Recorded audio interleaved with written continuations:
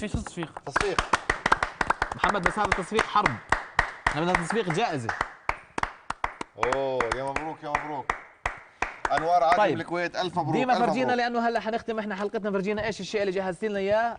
يلا قبل ما تلس، يلا اوكي ما في مشكله، حتلصقها ديما وتفرجينا اياها بشكل ما شاء الله. عملتي لها مثل هيك مثل هديه. ولينو ايش عملتي انت؟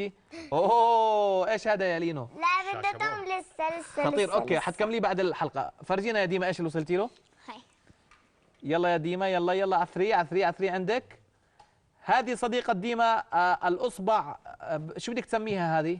شطورة، الأصبع شطورة من إنتاج ديما بشار.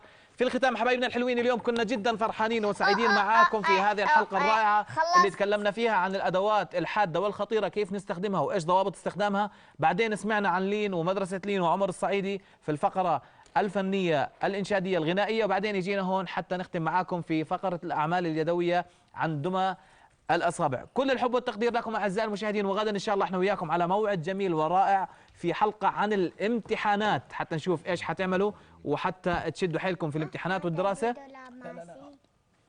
شو بنحب نحكي لهم في الختام؟ نحكي لهم ديروا بالكم على دراستكم، ديروا بالكم على دراستكم، شدوا حيلكم في يا الامتحانات. رب يا رب ان شاء الله فل وان شاء الله نشوفكم بكره في حلقه كمان بإذن ممتعه. الله.